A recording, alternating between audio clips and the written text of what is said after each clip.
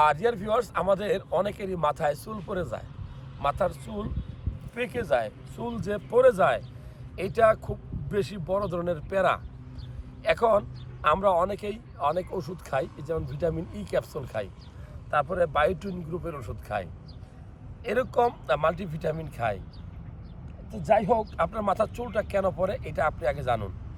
আপনার অবহেলায়, এই যে আপা আমি আপনাকে বলছি, আপনার অবহেলায় চুলটা পড়ে। কারণ কি, আপনি যে গোসল করার পরে চুলটা কাপড় দিয়ে পেঁচাইয়ে রাখেন অনেকক্ষণ শুকানোর নাম করে, এতে করে আপনার চুল ক্ষতিগ্রস্ত হয়, চুলগুলা ভেঙে যায়।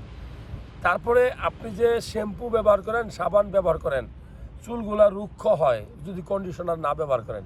এজন্য সাবান এবং শ্যাম্পু ব্যবহার করার পরে চুলে যদি কন্ডিশনার ব্যবহার করেন, তাহলে একটা চুল আরেকটা চুলের সাথে ঘষা খাবে না।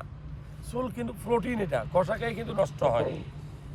আরও কথা আছে, এই যে আপনি যে মাথার মধ্যে একটা রাবার বাঁধেন না, টাইট করে রাবার, কে আপনি যে সাপ ধরতেছেন, সাপ বাঁধতেছেন, আপনার চুল আপনি মায়া করে সুন্দর কাপড়ের কোনো কিছু দিয়ে একটু পেঁচাই রাখেন, খোপা দেয়া, কিন্তু যদি আপনি রাবারের দিয়ে 2-3টা পেঁচ দিয়ে চুলটা আটকে রাখেন, এই চুলগুলা ক্ষতিগ্রস্ত হয়।